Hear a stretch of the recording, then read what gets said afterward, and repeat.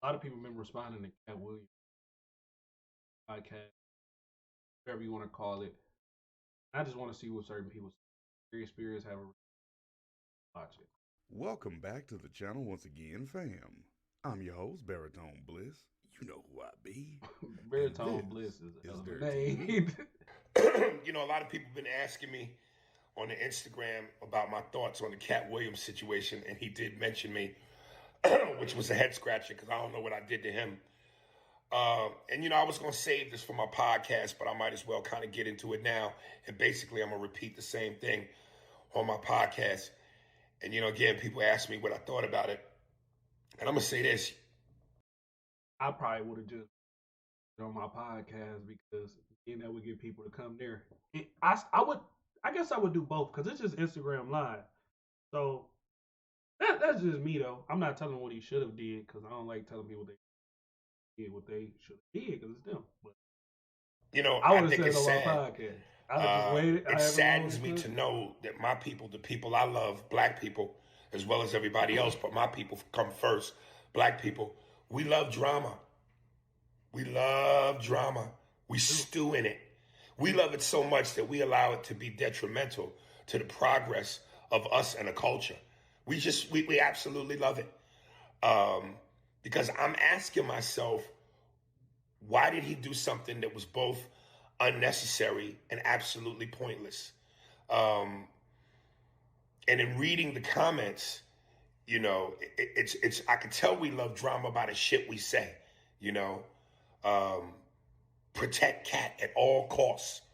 We gotta protect Katt. He the GOAT. He the GOAT. And I want to address both those things. All right, number one, he don't like hearing he the GOAT. The GOAT thing is a useless title. Every comedian, every entertainer, every performer is the GOAT to their fan base. Steve Harvey, Cedric the Entertainer are the GOATs to their fan base. Wanda Sykes, everybody he called out, Ricky Smiley, Kevin Hart, Chris Tucker, they're all GOATs to their fan base. I get called a GOAT and a legend all the time. If you think I'm tooting my own horn, look at my comedy clips. Go through the comments. Aries, you a GOAT. You a legend. While that's flattering, it's a useless title. There can only be one GOAT, and his name was Richard fucking Pryor. I remember one of my favorite things to watch was the 30 for 30 with Shaq on ESPN when he was playing for the Orlando Magic. And in his younger days, he goes, when people would ask me whose team is it, when you're in your 20s, you care about shit like that. I had to let people know it was my team. But as I got older, I realized that's a useless title because the ultimate goal was to win a championship. So as far as y'all saying who the GOAT is, Katt is your GOAT. I understand that. But that's a useless title. Then you say things like, we got to protect Katt at all costs. Protect him at all costs. Did he cure cancer? Did he cure AIDS? Did he end racism? I get what he's saying. Did he? But people say we got to protect Lil B at all costs. People say that about just everybody. Like, it don't mean necessarily literally because there's nothing that we can do to protect him. You know what I'm saying? But mainly what I take from it is people just say, defend him maybe more so than anything. But not defend him like, guard his house and hold a shield up, but just defend him or just be on his side and just look out. You know what I'm saying? Not necessarily be nice or be gentle with him or nothing like that, but it's just, if he's doing what people see as the truth, they're saying protect that. You know what I'm saying they're gonna always side with that. Just like I'm gonna use Lil B for example because I know his fan base. I'm part of his fan base. A lot of his fan base be in the comments like, "Oh, protect Lil B at all costs. Do this at all costs." So when Lil B got jumped by A Boogie, everybody was like mad at A Boogie. In the comments, people was like, "Oh, we respect what Lil B did. We respect how he acted." Crazy, more people was on his side. I feel like when people say stuff like that, on his side and hear him out more so than figure out black poverty. Turn the fucking volume down. Protect Katt at all costs. Knock it off. Keep it in perspective. This is a news cycle. That's all this is. It's a news cycle. This ain't curing cancer. This ain't nothing to protect nobody about. Oh, he shook up Hollywood. He exposed Hollywood. Ooh, he told the truth.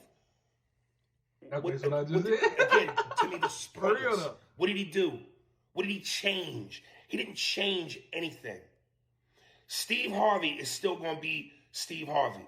The success, the fame, the money, the momentum, the adulation, the respect, the adoration from the fans is still going to all be there. Same thing with Cedric. Same thing with Chris Tucker. Same thing with Ludacris. Same thing with Wanda Sykes. Same thing with me. Same thing with Ricky Smiley. Everybody that he named will still go on. Nothing has changed. All right? This wasn't life or world changing. It's a news cycle. And it's funny because this is why I say social media is both a blessing and a curse and dangerous. This phone, this device gives everybody a platform. Everybody gets to be heard, which is power. And everybody don't deserve power. I'm reading some of the comments about... Now, when you say everybody don't deserve power, I'm not going to really speak on that. But everybody having a phone does give everybody a platform. It gives everybody a response. It gives everybody an opinion, which sometimes can be annoying. But why does my opinion not matter less than others? Which is true sometimes, because it do be like in certain situations, like I compete in video games. So there'll be a lot of people who don't compete, barely know about it, that will have something to say about it. But it's like, you're not out here in the field. Same with like football. Like a lot of fans that talk about people that's on the field have never been on the field to understand certain stuff from a player's point of view. You know what I'm saying? So I get what he's saying. That's either hit or miss. About Kevin, and I'm reading stupid shit like, oh man, Kevin's fan base is turning on him now. Katt done made it so his fan base is turning on him now. Kevin ain't never been funny. He ain't funnier than Katt. Well, first of all of that is subjective. Secondly, that's true. That's fact. The people are saying that Kevin ain't funny or he ain't funnier than Katt were never Kevin Hart fans to begin with. Don't get it twisted. Nah, that's Kevin facts Hart is too, a global phenomenon. That's fact too. A lot of people do say Kevin Hart is not funny, but or some people is funnier than him fans to begin with. You know what I'm saying? I don't know. It's kind of hard to say he's not funny if he's out venues, if he don't whatever. You know, just say they're not your type of people. But like, I think there's certain people who, to me, make others. After a while, it has something to do with stats. How many people are coming to their shows? Probably more people that think. You get what I'm saying. Same with battle rap. It's a lot of my favorite battle rappers don't get that many views. Like Rum Nitty is my favorite. He get a lot of views. Danny Myers, he don't get millions every battle, but I know like a Sue Surf would get 5 million easy, no problem. On a freestyle, he'd get 10 million. You know what I'm saying? Sue Surf is good. So, my favorite is just other people that get less views. Globally famous. He can go anywhere in the world and sell out a whole arena or stadium by himself. The box office movie receipts don't lie. The tickets, the receipts at the ticket gate that you go through when you go to the arena sold out, don't lie. So for all these people that think that Katt has turned the world on its axis about Kevin, knock it off. Turn the volume down. Kevin is just fine.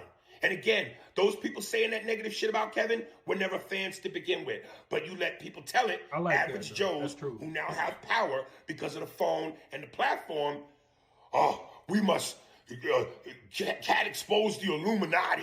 Even me too, though. Like, even me making this ain't a response video. It's just a reaction. Honestly, I'm just doing this for fun. Just like doing it. But that's what he's talking about. Nobody like me is doing a reaction. Nobody really even gonna watch this. But it's just the fact that I just want to do it. So he's talking about even people like me. Like, why do I feel like I need to have an opinion? I'm not even having an opinion. Honestly, I'm really just doing this shit for whatever. I like recording. I like making videos. Stop giving our money to these devil worshippers. We must take our power back. What power? You're not that serious. You're not that important. Stay in your lane. Let's get right on into it. Damn. So Acorns is a financial tech company. So I bought everyone's gifts. From the Pimp Chronicles to Great America, Katt Williams, name ring a bell? I know it do.